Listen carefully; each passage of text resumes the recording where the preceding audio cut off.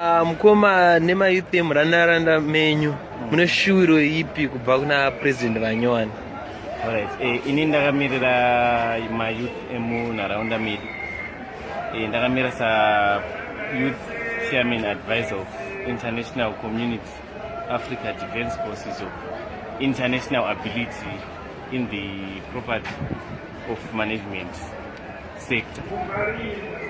Chekutanga tikukumbira kuti dai government tangowana tambo dzekubvisisa mengo, dzekubvisisa tambo dzinenge dzapinda mumazino nguva yekudya mengo. Vanhu vari kudya mengo this time, so tikumbira government yedu kana ikakwanisa kutiwanira tambo idzodzodzi kana kuti matoothpick, handizivi kuti zvinonzi chii, but ingotiwanisa something chengoti unongobvisa mabhuru mangu ari nana awa apinde mumazino, but tumengo tudiko tunonyanya kupinda mumazino.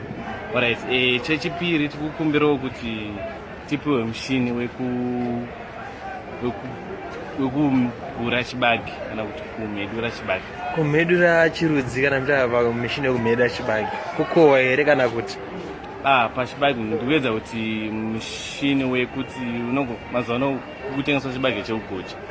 Saka munhu anogona kuti ndimheduriro nepahafu nepakati. Saka ukamhedura mumwe anogona kutsamwa kuti wandimhedura kekumusoro kaikai, nefunga munongoziva chibage chinenge chakadai, anoti wandimhedura kekumusoro, hauna kumhedura nepahafu. Saka zvinova vanhu vanogona kutotanga kutonetsana votorwa. Saka at least kana tiine mushini unomezha kuti muguri wakareba so omhedura munhu nepakati. Okay.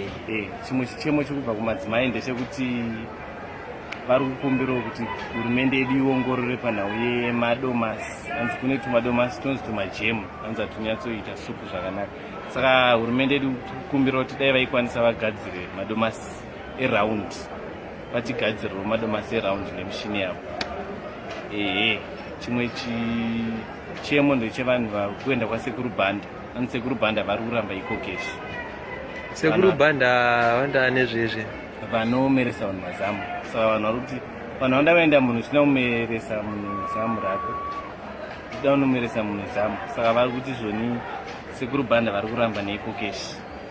Chimwewo chikumbiriso tine challenge yetransport kuno kwatikugara. Saka tingokumbirawo kuti dai vabvumidza rusero rwafamba masikati, vanhu vatakurwe zvavo, vanenge vane marusero vaya vanoroya rusero rwubvumidzwe neMinistry of International Transport and Transport Rural Agriculture Management. Saka tingokumbirawo izvozvozvo kuti